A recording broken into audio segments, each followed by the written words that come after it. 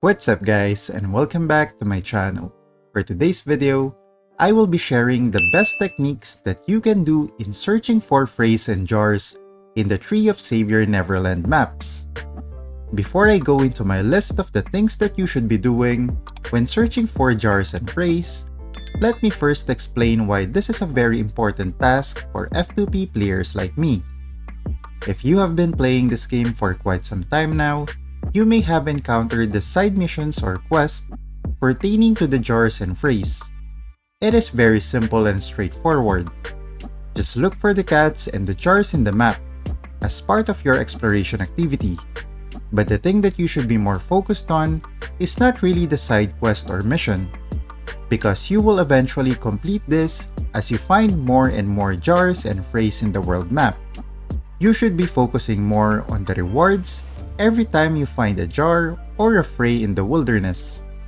If you haven't noticed it yet, the rewards that we usually get are chest, cat pal upgrading materials, card upgrading materials, equipment enhancement materials, the silver flower or leaf currencies, and so on.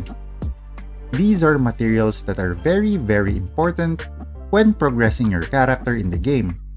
So to be able to get these things for free, and not only that, this is very easy to do as you only need to roam around the maps to find these things. It is very important that you add this activity in your day-to-day routine when playing TOS. You don't necessarily need to complete this in one go. Of course, I can understand that, as we still have a lot of things to do in real life. So for this one, I will use myself as an example. I usually do the exploration whenever I've completed my daily in-game activities for the day. Sometimes I also do this during my 15-minute break from work. But again, this really depends on the player's schedule. The main point of this is that there is no pressure when doing this activity. You can do it anytime that you want. Before I start with my list, I just want to note that this is based on my experience when looking for the jars and cats in the world maps. So without further ado, the first one on my list is what I call the edge running technique. This is a technique that a lot of gamers have been doing even back in the day, when games were a single player, narrative-driven, and linear experience games.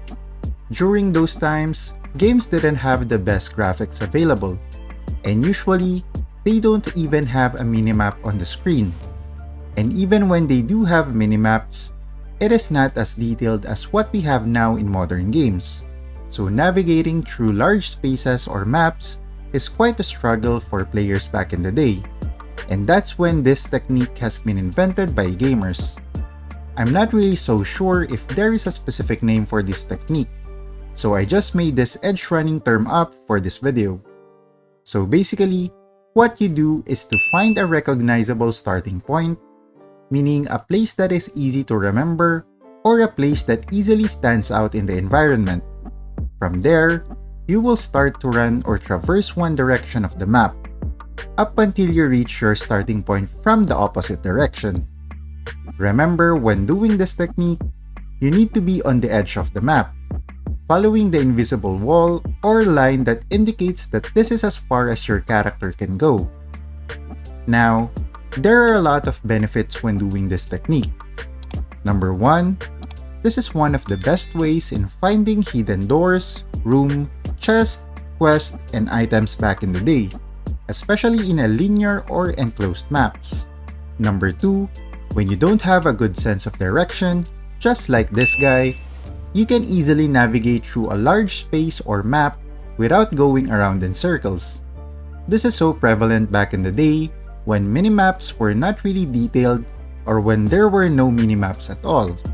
Gamers will usually get lost in large spaces or areas for hours, which is really frustrating.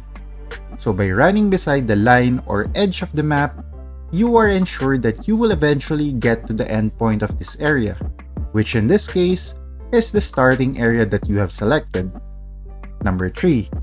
As mentioned in the earlier point, the maps in the game are small, linear, and enclosed, meaning when you start running from one direction of your starting point, you will eventually reach your starting point from the opposite direction. But before I discuss more benefits of using this technique, let's first move on to my second item on the list, which is the jars and frays are usually found on the side of the road or at the edge of the map. So basically, the first item on our list, which is the edge running technique, is the perfect technique to use when looking for jars and cats in the world map. Based on my experience, the jars and cats that I've found are usually located beside the roads or beside the edge of the maps. Another tip that I can give you is that once you have completed running through the edge of the map, the next thing that you need to do is to run through the inner edges because there are times when there are also cats and jars located on the other side. So by using this technique, you can easily clear a map in one go, without running around in circles, getting lost in a large area, or even forgetting which areas you have already explored. Moving on to the third item on my list, and this is climbing through high areas in the map. If you don't know this yet, some cats are located on high areas, like on top of a treehouse, a large rock, or any area that you cannot traverse without using the climb mechanic. You will usually encounter one of these in the Arky Isle beside the entrance of the Arky Tower. There is a ladder on the left side of the entrance where you can climb up and find a fray. There are also some areas like that in the sage forest. However, instead of climbing a ladder, you will see a vine beside a large rock. When you climb up that vine, you will see a fray on top of a large rock. So again, this is correlated to my first 2 points earlier, because the only reason why I found these cats is because while I was running on the edge, a pop-up button appeared on my screen, telling me that I can climb up that area. And so I did, and that's when I realized that some of the frays are found in unusual locations. And speaking of an unusual location, this is very much related to the fourth item on our list. That is because there are some frays that are found in some areas that you cannot reach by walking or climbing. The only way to reach these areas is to jump towards that direction using your mount. The best example for this is the frays that you find in the sage forest. There are 2 cats in the sage forest that are located in the wide open.